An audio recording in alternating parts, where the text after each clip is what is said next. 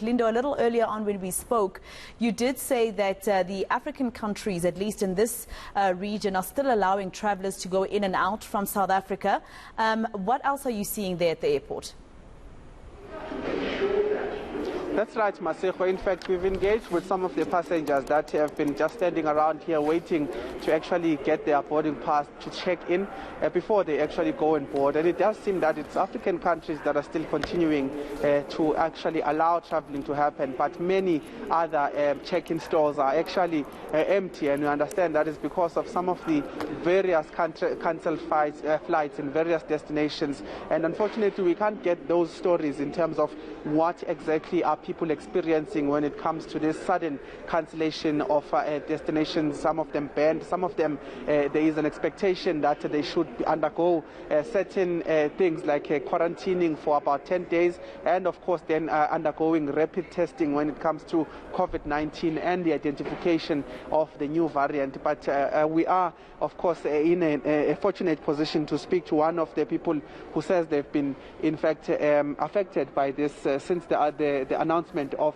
the Omicron variant. But you're saying that you have been victimized. Just introduce yourself and then take us through what has happened. I'll hold the mic for you. Hello, my name is Barry Tate. I'm the Global Group CEO of Bluebeat Digital. I've been in South Africa my whole life. For the last 3 years, I've run dual companies in South Africa and America. And I've traveled every week or every 2 weeks through COVID throughout the world. I've been in Kenya, I've been in Mexico through quarantines. I've flown on Delta many times. So yesterday, after 12 hours of standing, about 4 or 5 different flight cancellations from Ethiopian Airlines, not giving my ticket away, to Qatar banning South Africans, to Emirates banning South Africans, to not being able to get on United. I finally got on Delta plane. The plane was due to depart 12 o'clock. It was the last flight out for me to get to America. I had to be there by Sunday night, midnight, otherwise I can't go there. I'm about to get my green card, so I'm not a permanent resident and I'm not a US citizen. I was on the plane, and after 12 hours of being dehydrated, standing in massive queues, it was chaos here. They victimized me for being a South African. I have a very thick South African accent. They profiled me as I got on the plane. I was sitting in business class. I didn't see many South Africans around me. I was drinking water. I ordered 3 or 4 bottles of water. They eventually threw me off the plane because they were so scared of me being a South African on this plane, because I think I'm carrying some sort of a disease or I'm some sort of a virus. They told me I'm drinking too slowly and I don't have my mask on. So they threw, and I've shown you the sign, a final warning that I'm not obeying the COVID rules. Now, I run a COVID company in America. I've sold millions and millions of PPE items over there. I was the fastest growing PPE seller on Amazon. I've saved millions of American lives and probably lives around the world. I understand what it is to wear a mask. So when the lady threw it down, I think the lady was rude. She was screaming at me. She was showing signs of paranoia, being a South African on a Delta flight. Then, a minute later, security came and escorted me off the plane. Now, I'm a South African, and I represent, I've got like 25,000 agents here doing SIM cards and the people of South Africa. And I have the means to stand up for all these people that I've seen here crying and being thrown off the plane. What happened to me last night is unexpected. And I urge the government to ban Delta from flying, because I cannot be profiled as a South African. And thank God I have the profile globally that I will not accept this. At 2:30 in the morning, I got off the plane. They wouldn't help me get another flight. I explained that I had 3 young daughters in America and I had to be there. They left me here at the airport at 2:30 in the morning. I actually went to the police station to lay a charge and they ran away. So the police came to try to find Delta. They wouldn't give me the name. They wouldn't give me the captain's name. They wouldn't give me the name of the hostess or travel cabin person. They just left me. Now I'm stranded here at the airport. I've got no way of getting back to America.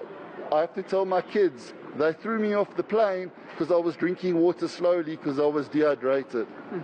And when you tried to approach some of the officials from Delta in the airport, you said that they couldn't help you with, in fact, getting another flight. What's next now? Because we know there's various destinations, including America, have signaled that they would have restrictions against the country, and you were trying to actually beat that particular deadline. What happens with you now? What are you going to do now? So there's nothing I can do. I'm going to try see. I'm going to get there. I've even looked at hiring a jet, but because I'm South African, everyone is too scared. So there's almost nothing that I can do because I've got to get there by midnight. So the only thing that's counting in my favor is we have a 7 or 8 hour time zone. So now I'm trying to find my bags. They all ran away. They haven't contacted me about my bags. There was chaos here last night. They didn't want South Africans. The world doesn't want South Africans. So it's impossible for South Africans to leave. Everyone is evacuating their own citizens. I was very fortunate that I just got a ticket at the last minute. I mean, I had people all over the world trying to simultaneously book me a flight. But if you're South African, you've got no chance. And I want to speak about that, this alleged victimization that you are speaking about.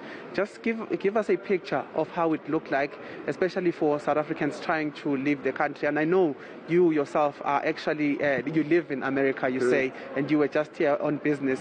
But just talk to us about some of the treatments that you've been able to see in this particular airport, in many, just a picture of what was happening yesterday. So yesterday I went to Turkey Airlines and I said, can I get on the flight?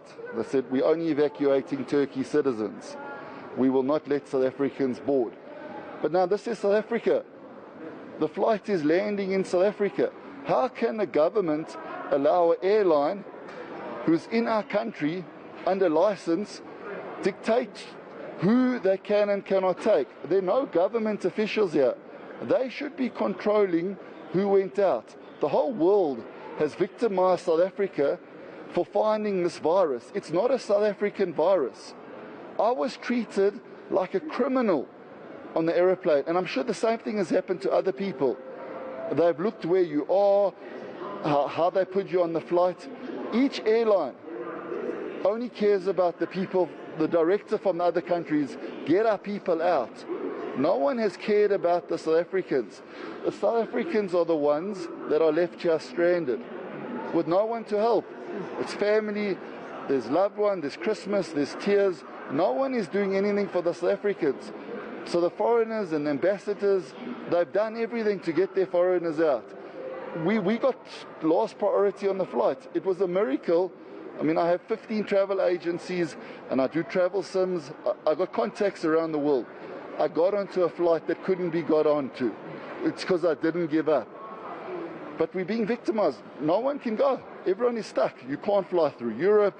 You can't fly through the Middle East. They take your money, but then they don't want to know South Africans. It's like Southern Africans. It's like we're the plague. We are out of time, but I'll just ask in terms of your daughters. You said you have 3 daughters waiting for you and expecting you to actually land any time from today. But just tell us about arrangement. Are they with another parent, a guardian that will be able to look out for them? And just means in terms of contacting them to say that you are stuck here. Yeah, so I've managed to, in the middle of the night, briefly get hold of my wife, but there's a 7-hour time zone. But I'm saying it's kids. It's a 13-year-old, it's a 10-year-old, a 6-year-old in the time of COVID. They were expecting me to arrive, and they called me Big Boss. They were expecting me to give them a hug today. But because of some stupid lady at Delta, they've probably ruined their brand and their reputation. Because this is what they've done to a South African. And I want the whole world to know that 3 daughters today are going to cry because their dad's not with them. Because some lady wasn't trained on how to deal with people, and because she was quite an old lady, she was worried about, she shouldn't have been on the plane if she was worried about COVID. I've had 3 vaccines. I've taken every precaution. So now 3 kids, when they wake up, are going to realize their dad, it could be 6 months, it could be 8 months, they got school there, is not going to be there because some lady threw me off the plane because I was drinking water too slowly. And South Africans cannot be, and I as a South African, I'm always a South African, even if I don't live here. I will stand up for the rights of the people. What I saw here, I hope never to see again, and I would hate, and I will take it up with government. It's unfair for the South Africans to be treated like this, and the world must know the human stories behind them banning us. It's not just putting a ban, London, UK, there's a human element to all of this. They've evacuated their own citizens, but they've left the strand. It's not only me, many people are away from their family.